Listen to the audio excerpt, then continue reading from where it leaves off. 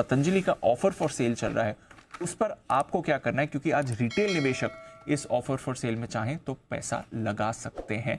अनिल जी बताइए, क्या रिटेल निवेशकों को पैसा लगाना चाहिए, और अगर हाँ तो किस तरह से प्रोसेस काम करेगा? पहली चीज़ तो बिल्कुल पैसा लगाना चाहिए। उसकी दो वजह है दीप। एक तो वैसे भी कंपनी की परफॉर्मेंस फंडामेंटल फाइनेंशियल मजबूत रही है, इसमें कोई डाउट नहीं है।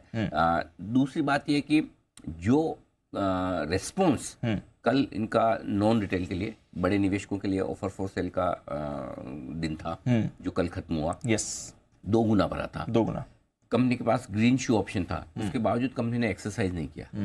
इसका मतलब क्लियर कट है कि कंपनी को पैसे की ज़्यादा जरूरत नहीं है, तो सेबी के नियम है उसके मुताबिक उसको 75% तक हिस्सेदारी लानी है, तो वो लेकर आए। और जो फ्लोर प्राइस है 1,000 रुपये उन्होंने तय की थी, उससे बहुत ऊपर सेटलमेंट प्राइस है, 1103 रुपये 80 पैसे। तो इंस्टीट्यूशनल इन्वेस्टर्स जो है उनके लिए क्लियरिंग प्राइस 1103 रुपये 80 पैसे आई है। इस प्राइस के ऊपर ही आपका पूरा ऑफर फॉर सेल भर गया।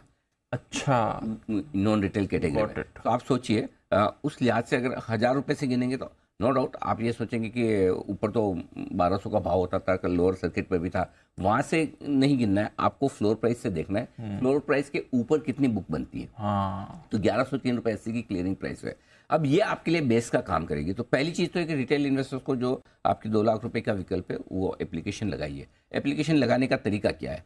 आपको एप्लीकेशन लगाने के लिए प्राइस 1103 रुपये 80 पैसे के हिसाब से या इसके ऊपर का भाव या जो भी देना चाहे उस प्राइस से आप एप्लीकेशन कर दीजिए, लेकिन साथ में लिख लीजिए कट ऑफ प्राइस।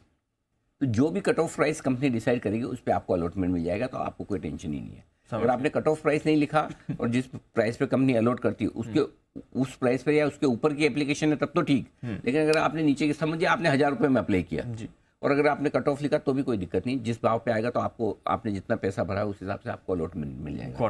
तो कट ऑफ प्राइस लिख देने में आपके लिए सेफ्टी है, तो वो सिलेक्ट करना ना भूलें। और चाहे तो 1103 रुपये 80 पैसे, 1100, 1200, 1105 रुपये, जो भी आप राउंड फिगर से पेमेंट कर दीजिए, कट ऑफ लिख दीजिए, तो जरूर अप्लाई करना चाहिए आपको। मेरे ख्याल से अप्लाई करने की और इस ऑफर फॉर सेल में पार्टिसिपेट करना चाहिए ना। बिल्कुल, बस कट ऑफ प्राइस सिलेक्ट कर दें बिल्कुल। और सबसे बड़ी चीज़ है कि जो ग्रीन शू ऑप्शन नहीं लेकर कंपनी ने माहौल ही बदल दिया एकदम। बिल्कुल, मतलब मास्टर स्ट्रोक समझ गया सर।